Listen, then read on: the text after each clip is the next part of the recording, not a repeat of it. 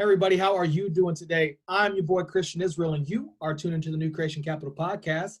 This is a place where we discuss what happens in the world today, the stock market, and yes, digital assets. This is the one-stop shop for you to get everything that you need for your Christ and crypto for the day. And as I love to say, Jesus makes you a new you, giving you a new future, because in him you are a new creation, guys. Welcome to episode 144, and today I have something different for you. I pre-recorded an interview with Safe Haven, that's over here, Safe Haven CEO Logino. He got on here with me and we had a wonderful, wonderful talk. So I want to pre-record this with you today and then let you jump in and ask your questions in the comments below. And I will ping them to him and we will get him back on to answer those questions. This is an amazing project that I have a lot of faith and ability in the team there and in the man running the show and the project itself. So without further ado, guys, let's go ahead and jump on into today's interview.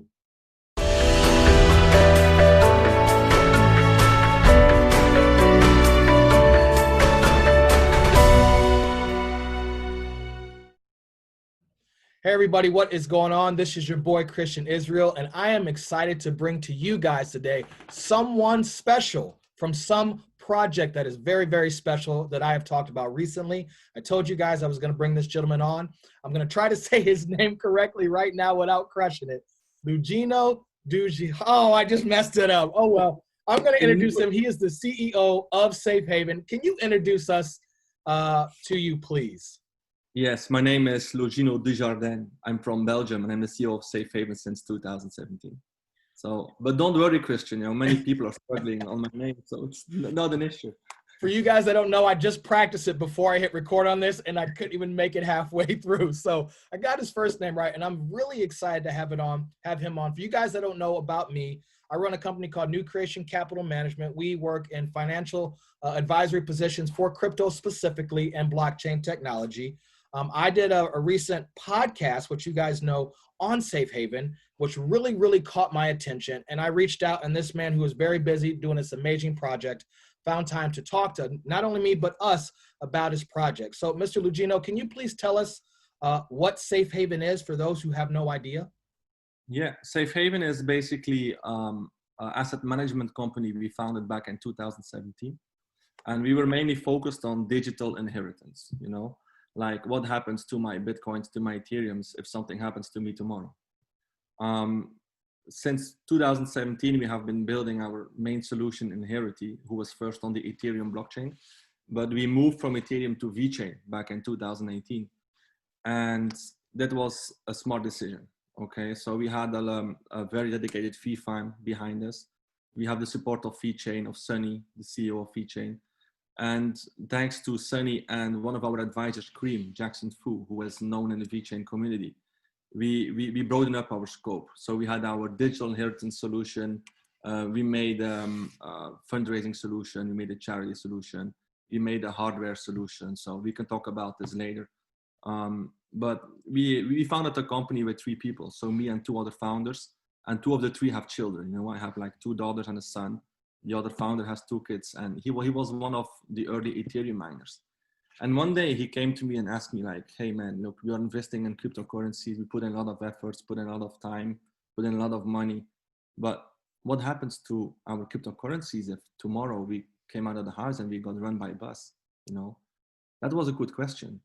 And people should ask this question themselves as well. Like, is my wife or my kids capable of entering my cryptocurrencies? Do they know how to deal with private keys, wallets, exchanges, and stuff like that?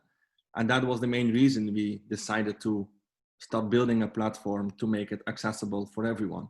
But at the same time, it had to be safe and secure, because we also realized that no one is willing to just put in a private key on a platform. You know what I mean?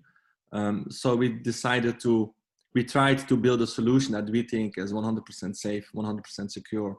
It gives peace of mind, and we are excited to release our platform like in 2 or 3 weeks. And I think that's important when you said people need a peace of mind with this, right? And as I told you pre-interview, I had a client of mine ask me, so what happens to you? What happens to my crypto if your company or you die, right? And I'm kind of the head of the company. And I said, that's a great question. What does happen? And so how if you're explaining it to me and I want to pass this down to my daughter or my son, right? Yeah. Is this how's the process work? I know we're still trying to get comfortable, but this is what people want to know as we're in the greatest, I guess, wealth transfer in history right now. The baby boomers, what we call in the States, to my generation, I'm barely a millennial, but I'm a millennial, right? So how Yeah. does this work if I'm going to explain it in simple terms? Okay. So I won't go in details on the technical details, but if you check on my Twitter account, I think like 2 days ago, I made a thread on the specific technical details about our solution. But how I will explain right now is it's very simple. Okay. So the platform you're releasing in the coming weeks is basically our community edition. So we have 2 editions. We have the community edition and we have the business edition. Okay. So what's the difference? One, the community edition is like 100% decentralized. Okay. Like we are young people, we are millennials, we are in cryptocurrency. Okay. We want to see a solution who is 100% decentralized. But we also have to acknowledge that if you want to attract businesses and you want to attract governments, you have to build a solution who is more accessible. You know what I mean? Because it's a challenge to build a 100% decentralized solution with a very user-friendly interface. You know what I mean? So our first solution is the Inherity Community Edition. And how it works is like this. So you have our platform and you just put in a private key password. It can be a password from your Facebook account, LinkedIn account, private key from your wallet, even can be your Binance account. You know what I mean? So you're putting in on our platform and we encrypt the information you have put in into several shares. Okay. So for example, let's say you have 3 kids or you have 2 kids and a wife. Okay. So what you do is you put in a private key and you encrypted it and we put it into 7 shares. So 1, 2 for your first kid, 3, 4 for your second kid, 5, 6 for your wife, and the 7th share is like the validated share who goes on the blockchain. Okay. So we store the shares on our U2F devices, safe keys. And safe key you can use as a secure login, and you can use as a device who has an internal storage where you can basically save the encrypted shares on. So that's not saved in the cloud. It's not saved in a platform, not in a database. It's offline, like a ledger, you know what I mean? But it's our own safe keys. Okay. So that means that as long as you are alive, you have 100% control because they need all the shares to combine them. Okay. But imagine you have like a fight with your wife and she wants to do a foul play on you. And she said, hey, kid, you know what? Let's try to merge the process. Let's try to run away with the money. Things can happen. I'm talking about a wife right now, but you have business partners who can try to do the same. So what happens is even if your wife goes with your kids to a lawyer, to a notary, and she says like you passed away, first of all, she needs a certificate of death. Okay. She needs to prove that something happens to you. Now imagine she was able to get that and she wants to start the merge process. You will get a notification like, hey, Christian, someone is trying to merge your inheritance plan. Are you still around? You know, and you can choose, you can get it by email, you can get it by phone, you can get it by SMS. So as long as you are alive and you say, hey guys, no, I'm still here, it can be done, the merging process will not happen. So no one is able to basically merge the information you have encrypted into our platform. Okay. So if you look at, for example, a multi-sig wallet right now. So we have 3 people holding a multi-sig wallet, like investors. Okay. So if 2 of the 3 people still have the wallet, but the 3rd person died, no one has access to it anymore. You know, it's gone. You can't access. And we solved that problem. And on the first community edition, we solved it in a way that it's 100% decentralized. Okay, you're using blockchain technology and you're using a hardware key to store the private key on, to store the shares of the private key on. So it's not stored in a database, it's not stored in the cloud. Basically, even Safe Haven doesn't know what you encrypted. It can be anything. We have no idea what you encrypted. And we think that in the current situation, in the current space we are in right now in cryptocurrencies and blockchain technology, it's the ideal solution. But if you want to go to businesses, you have to provide other solutions. Like we are looking into IPFS, cloud solutions, other storage mechanisms to make it more user-friendly, to make it more accessible. But as of right now, and I truly believe that my team has made a wonderful platform, very user-friendly, 100% decentralized using blockchain technology. We did a very good job and I'm excited. I really am excited. So I'm happy we can release it after 3 hard years. So let's hope people like it and we can move forward. Yeah, I see. I've joined your Telegram group, right? And there's a Yeah, lot of excitement there. Like I was yeah, like, whoa, you know, it's like we've talked about other projects, what we'll get into later, right? But when you join a community and there's utility behind it, it builds a real excitement based on utility. And most things actually all things I talk about on this specific podcast, all things I have my clients invest on, it's the speculation of the growth of the utility, right? So when I hear you say even a business like mine can use Safe Haven's product, right? My first question goes to a difficult one. I'm sure you've answered, so it's not that difficult. If I lose my key, like if I lose the private keys to my ledger, my nano, it's gone for the most yeah. part. It's gone. So how does that work with Safe Haven? Like if it's up here or I have maybe locked away in a bank, the bank shuts down, I can't get it. How does this work if I don't have my private keys and I pass? Okay. So like you said, you can put it in a bank and a safe, but it's centralized. Okay. There's third party involved. Okay. So what you can do with your private key of your ledger is you can just encrypt it into our platform. Okay. And you just give the encrypted shares, like after you encrypt it, we cut it in several shares. Okay. And you can just distribute the shares between your stakeholders, between your business partners. So the moment something happens to you, these stakeholders still have access to the funds. You know, we all know what happened to Quadrifox.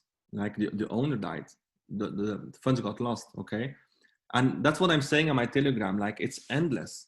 It's really endless. We can solve a solution like for social media accounts, but even everyone knows a story about the Coca-Cola founders, right? The directors of Coca-Cola, they cannot sit on the same plane because if the plane crashes, the recipe goes. Okay, even that we can encrypt the recipe and we can distribute the shares between all different stakeholders. And if something happens to like 2 of the 8 of 5 of the 10 stakeholders, the other people will still have access, you know? And we are trying to release a B2C, B2B solution who solves all these problems. Like we have a vault, you have the Safe Haven vault, we have the business continuity plan for people like you who owns a business. We have the investment circle just for friends who want to pool. Like I know people who like 5 friends who pool and they invest funds together. Like we were 5 friends, let's invest in Bitcoin, okay? But who has access? You know, can you trust your friend? Will something happen? Is he trustable? You know what I mean? So these are all solutions we are solving. And, you know, there is nothing out there similar to ours. We are basically the only one in the entire space who is building a solution like that. And our community is waiting like 2-3 years already, because building something like that takes time. You know, like we first of all, we had the idea back in 2017. And the second thing you do is you have to protect it, okay? So you have to file patents. And we found our patents, US, China, and Europe. And once the patents are filed and you know, like, okay, we are safe, we can release some details and you can start building and stuff like that.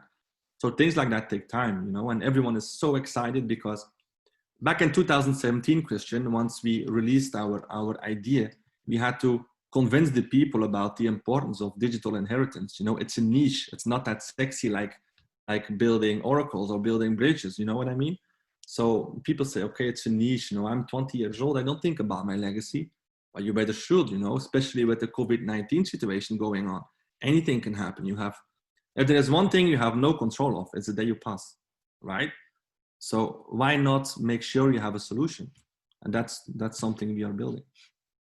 Is there anything, you know, if I'm in crypto, is it all crypto? Is it going to be like a pay ID type thing where I type in something, send it all to one place, and then Safe Haven just covers everything? What exactly are we talking about storing on Safe Haven specifically? Well, basically, you're not storing anything on our platform, okay? And also, we are not limited to like VeChain or Bitcoin or Ethereum. That's the strength of our platform. You can encrypt everything from details from a bank account, a password from a safe, digital inheritance, like saying Facebook passwords, Twitter passwords, everything. It's not limited, you know? Even the documents of your house, documents of your car, everything you want to be inherited to your loved ones can be done on our platform. And that's a strength. And we are building it in such a way that it's multi-chain, you know? Like right now we are building on VeChain, but we made partnerships with Harmony, with partnerships with Digibyte. And we are trying to build it in a way that every chain who is interested in offering a digital inheritance solution to their users can just use ours, you know, like building a white label solution for everyone. So Yeah. I think you just dropped some big knowledge for me. That insight, I have a big smile because you just said not only did you partner with Digibyte, Harmony, right, and we know VeChain, but the fact that my space, I want to move into tokenizing assets, and you guys want to do everything. Everything.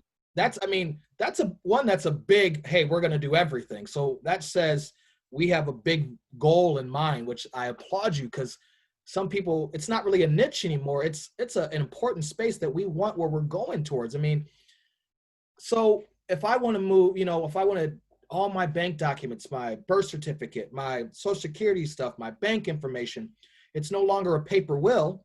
It's now digitized on the blockchain in a decentralized, where it's actually broken apart, where you guys make sure it's okay. Am I hearing that correctly?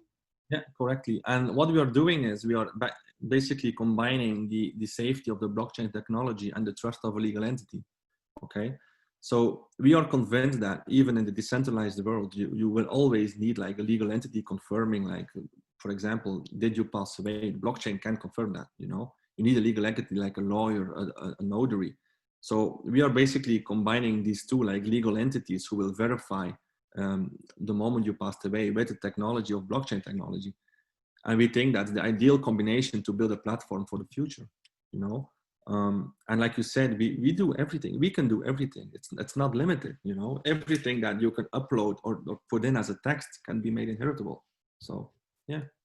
So that's awesome. Like, I'm smiling. I can't wait for people to hear that, because I don't think, as I look through, I don't think people really realize that utility case. Like, congratulations on having the foresight to see that whole space is needed. Some people lock themselves, well, we're just going to do crypto, right? And just, but the fact that everything, that's amazing to see. So my question is, you mentioned Sunny Lou and your partnership with VeChain.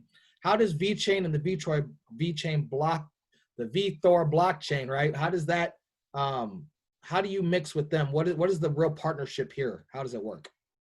Well, obviously we're building all our solutions on VeChain as our main chain, okay? And it will stay like that because we have accomplished a lot because of VeChain, okay?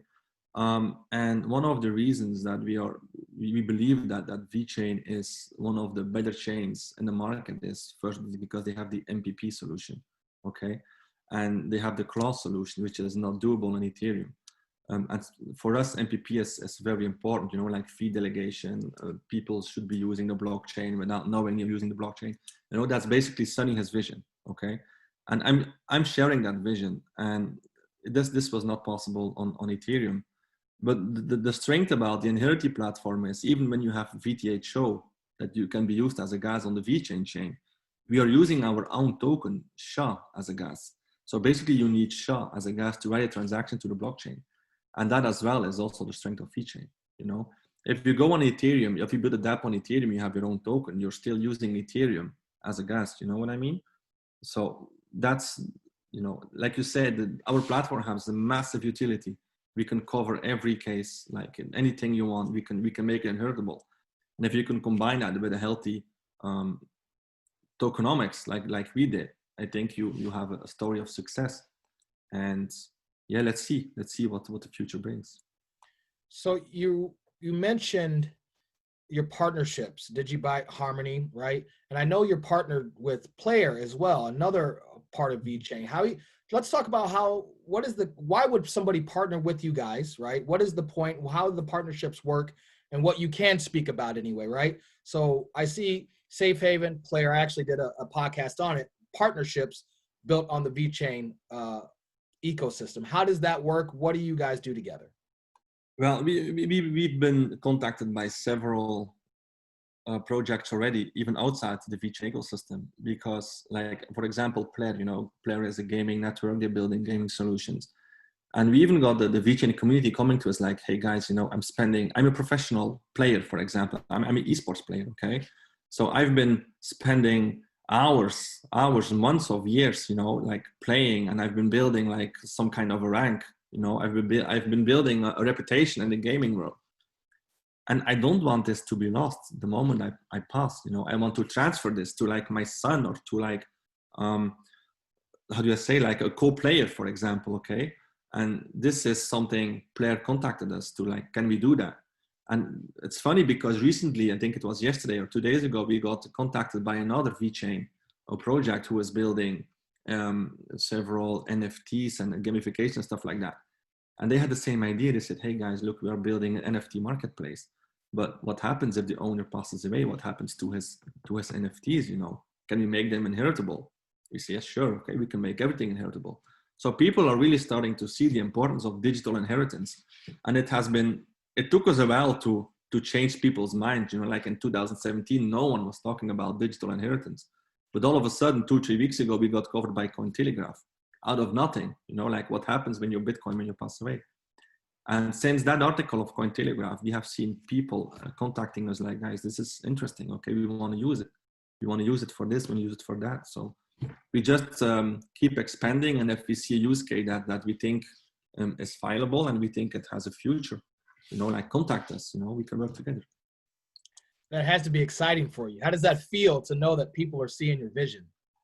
Yeah, it's excited, but at the same time, it was really frustrated as well. Like the first 3 years, it was like, you know, we had like a little, almost non-existent recognition. No one was talking about this. Like I had an interview like 3 or 4 days ago with someone else. And I told them as well, like even right now, everyone is talking about DeFi, okay?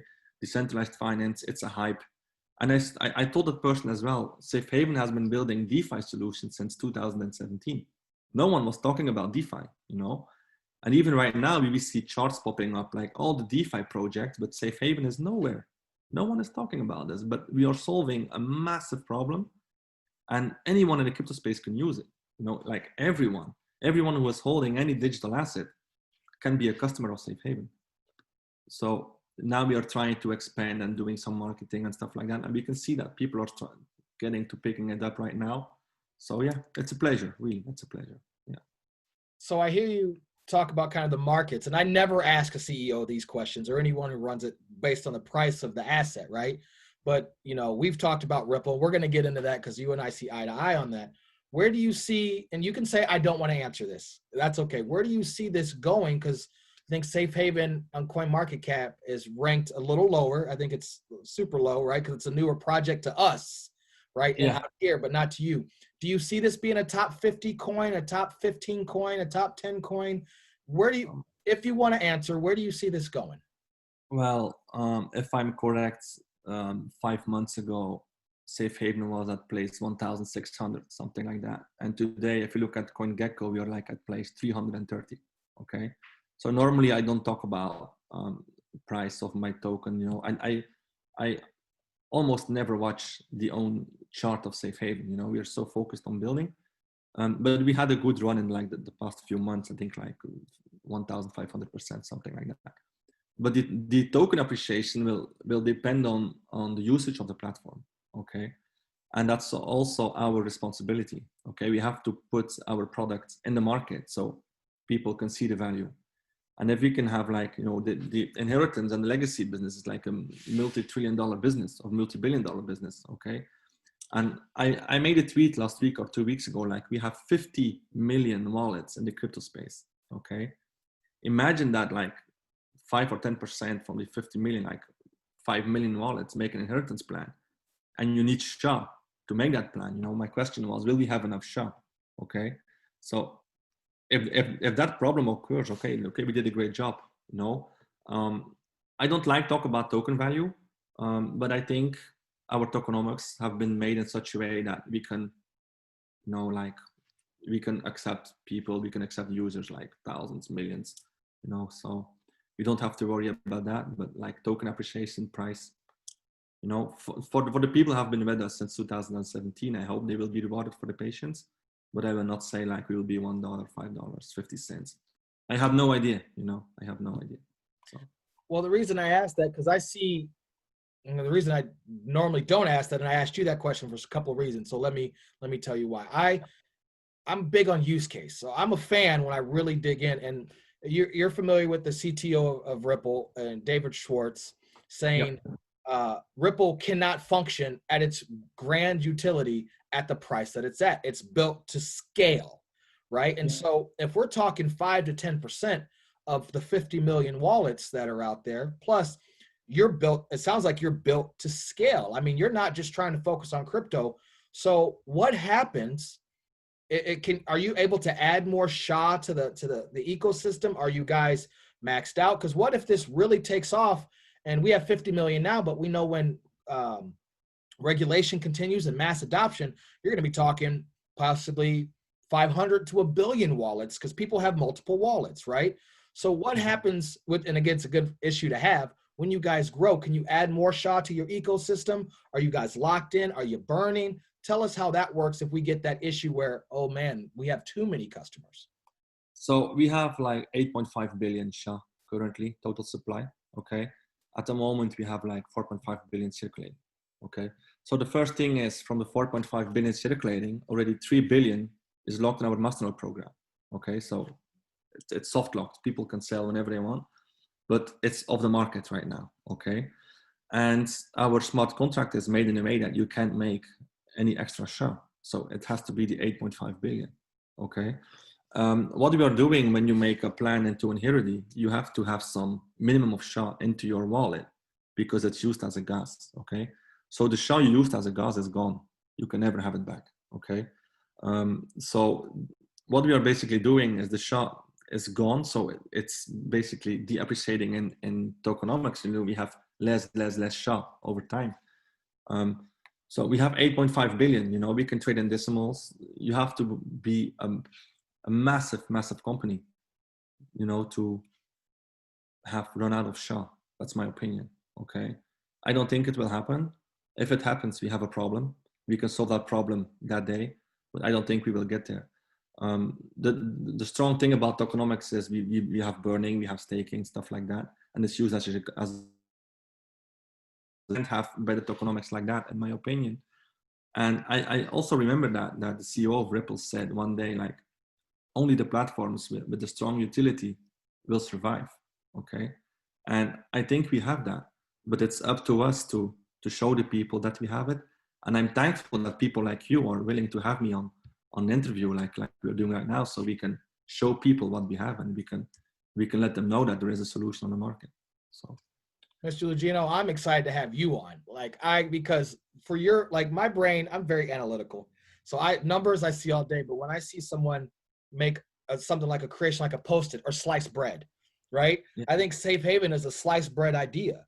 Like, you think back and you go, duh, why wouldn't we want sliced bread or a Post-it note? But no one grew the guts to go out and do it.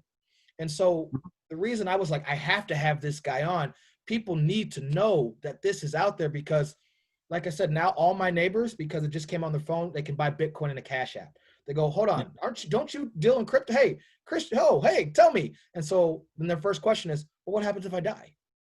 That is their first question. And so I think people are going to write this part in history when they see you. They go, man, this guy went through a lot of crap, but wow, you're smiling.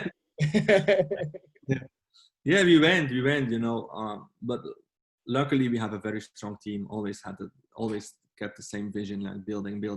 And once we have our platform, we will start doing marketing, expansion, and outreach. And that's what we are doing right now.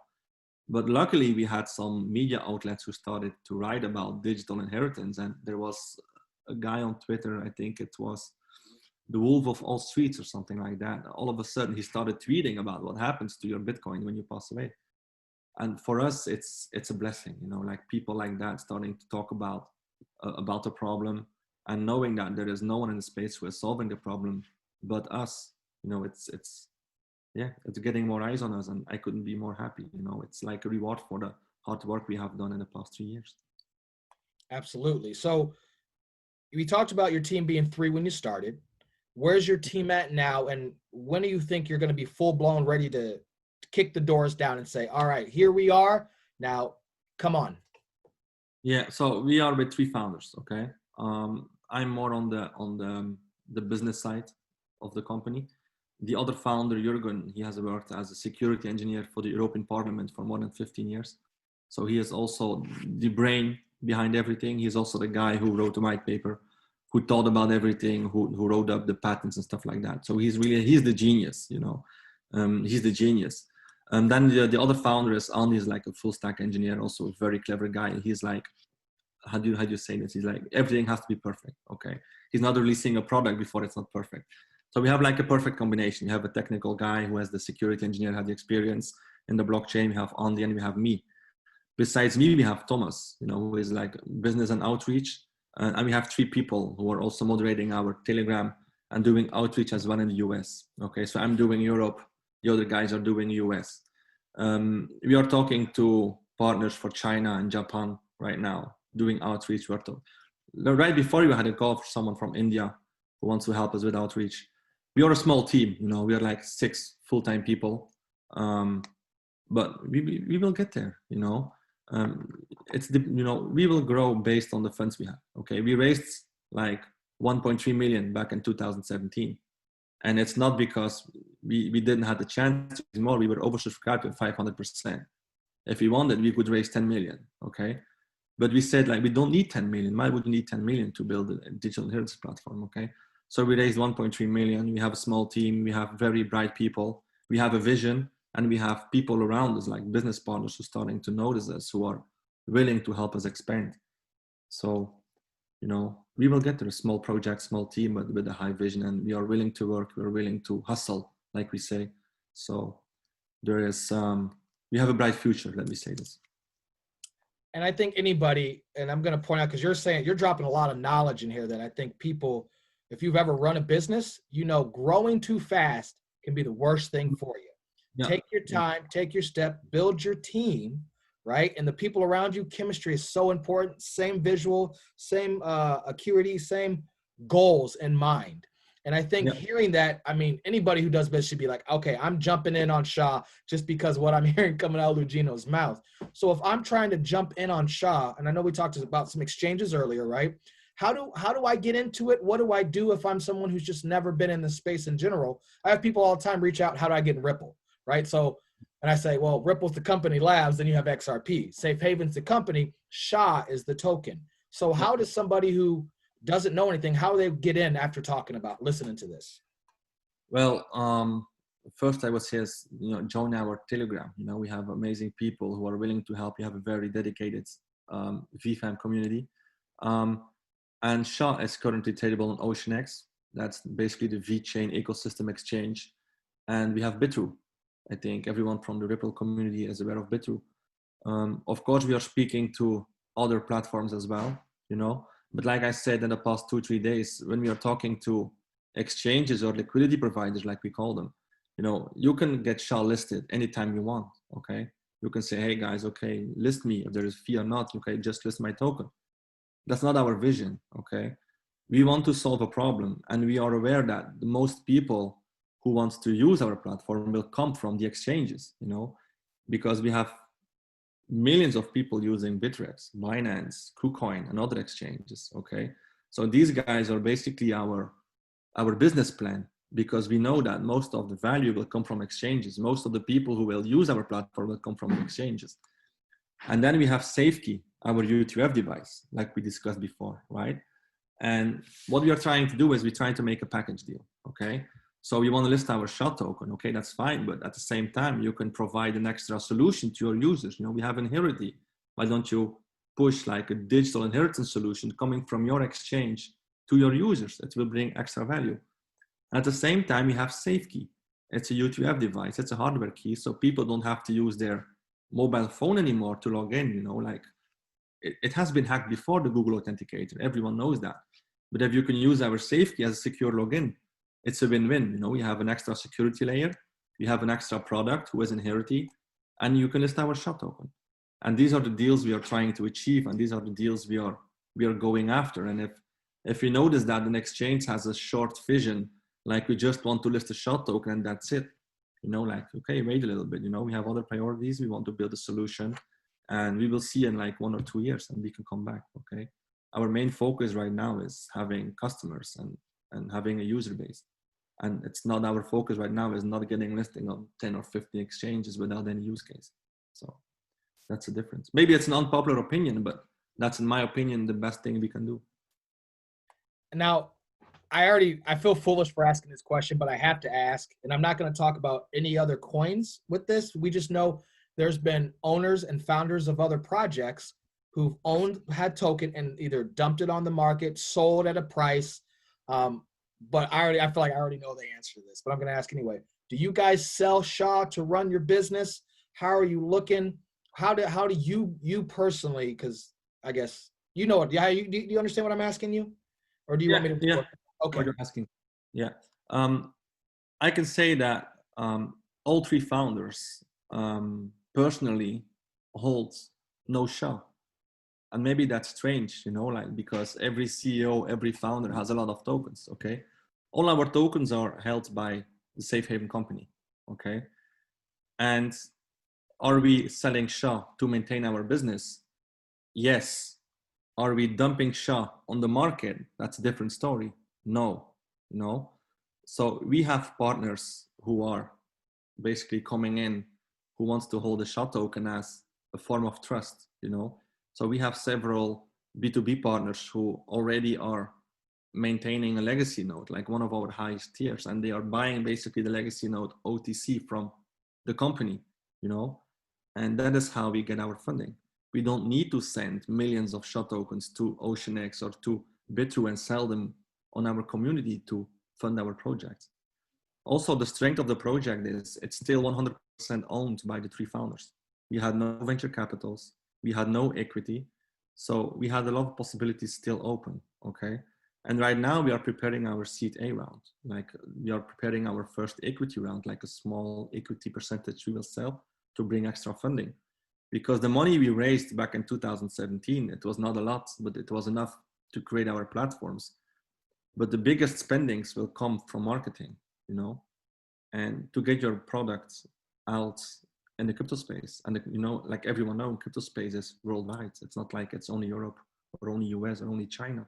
It's everywhere, So we need to do marketing in Chinese, in Japanese, in English, in Dutch, and the biggest funding will come from marketing. But like I said, we are doing our first equity round to make sure we have enough funding for the future. So there's nothing to worry about. That's awesome. I appreciate your transparency there and willing to say that, right? Because I was like, is he going to dodge this question? But you didn't, which I appreciate, I told in the beginning of the first time we talked, we have been transparent since day one to our community, and that's important if you want to maintain a business.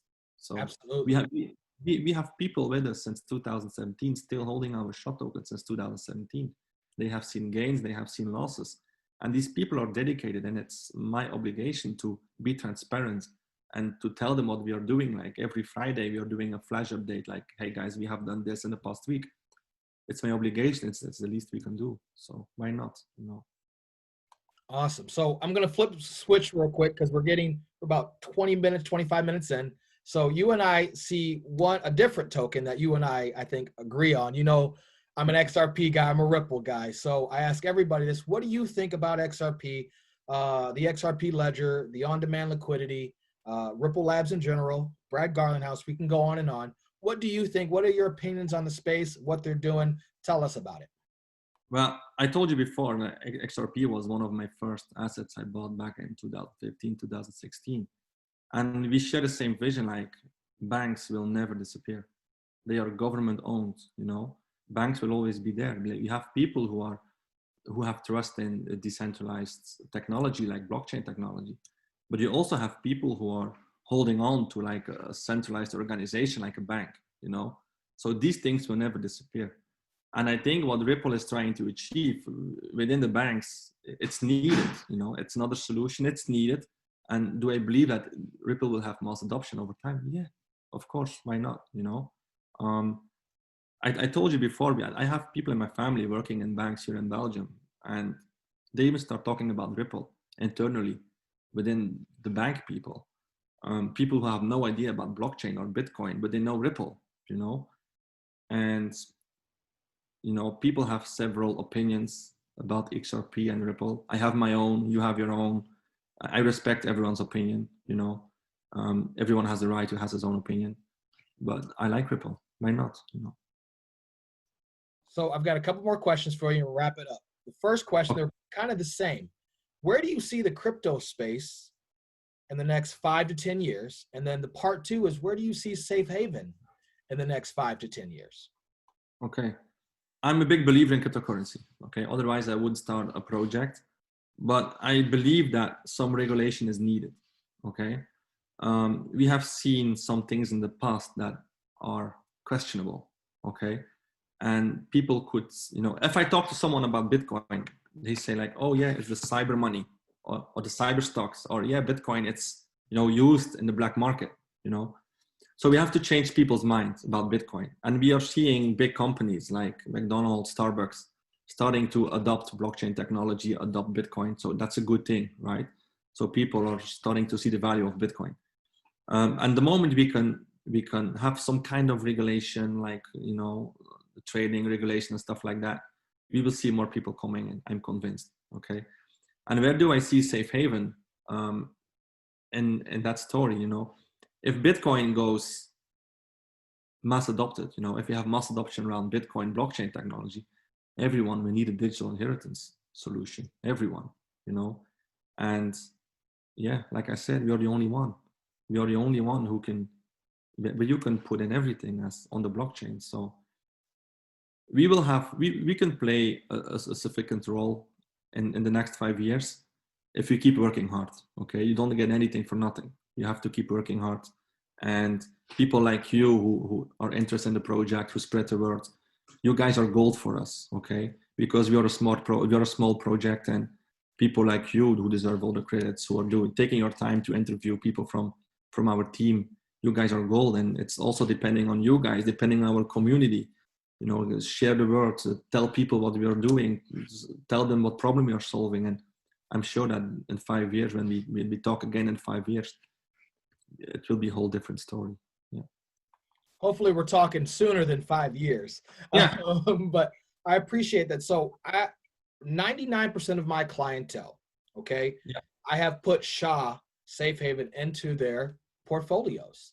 So, Yeah. and everybody else who owns SHA or believes in the project, believes in you and your team, what would you like to say to them right now on the major platform to say, here's what I need to say to you guys about what you're doing or what you're holding, or any kind of message that you want to give to them? Yeah. First of all, I would like to say thank you. That's obvious. Okay. It's because our token holders, our believers, that we are still here. We had a very rough market in the past 3 years. We saw projects disappearing, like people went bankrupt, project disappeared. But we are still here with a limited amount of funds. And that's because our community, our token holders have patience. I haven't seen a project in the space who has been building for over 3 years and people not complaining in their telegrams. And I can say in our telegram, our investors, our token holders, they never complain because they know what we are doing. They share our vision. And I would like to say a big thank you for everything they do, like spreading the word on Twitter, Instagram, Facebook, like you did, like telling your clients about Safe Haven. So these are the people we need, we need the people behind us. We need, like we say, the SHA army. And yeah, I'm very thankful. I'm really, really thankful. So I'm telling it every day to my team. If we didn't have a strong community like we have right now, so dedicated, I'm sure that everything we experienced in the past 3 years with the market going crazy, we wouldn't be here anymore. So, thank you. That's all I can say. Thank you. Well, Mr. Logino, it has been a pleasure having you on my podcast, getting to know you. You're humble, you're intelligent, you're active, you're driven. You're a perfect match for us, man, because that's what we do here. So I appreciate having you on. I look forward to having you again here soon, okay? Yeah, just ping me if you have questions. We are around, so you can ask us everything, okay? Awesome. Thank you very much. Thank you for your time, Christian. All right. Bye-bye. Bye. So I hope you guys really enjoyed that interview today. Wasn't that some great information? Man, don't forget to follow, like, and subscribe. Hit them up at Safe Haven on Twitter. Join their Telegram group. And while you're at it, join my Telegram group, a link in the description. There will be more links for some of the stuff that we talked about in our publishox.com blog website, where I put all my links to each individual podcast. But at the end of every episode, I love to give you guys your Christ with your crypto. So today I'm going to read for you from Romans chapter 8, verse 24. And it goes like this: for in this hope we were saved, but hope that is seen is no hope at all. Who hopes for what they have already have? But if we hope for what we do not have, yet we wait for it patiently. And we know that in all things God works for the good of those who love him, who have been called according to his purpose. And I think I just swallowed a bug while I was reading that, guys. Thank you so much for tuning in today. Please make sure you like and subscribe to the channel. Let me know what you thought of this interview. Let me know what you think of the Safe Haven project. It's awesome. I think it's awesome. It's part of the VeChain block Thor and the VeChain ecosystem, and I know you guys really like it. So please make sure to like and subscribe. And this is the end of episode 144. And I am your boy, Christian Israel, and you are tuned into the New Creation Capital Podcast. This is a place where we discuss what happens in the world today, the stock market, and yes, digital assets. This is the one-stop shop for you to get everything that you need for your Christ and crypto for the day. And as I love to say, Jesus makes you a new you by giving you a new future, because in him you are a new creation, guys. And please remember, God loves you. I love you. You are loved. Until next time, guys, peace and love. God bless you all. Later, guys.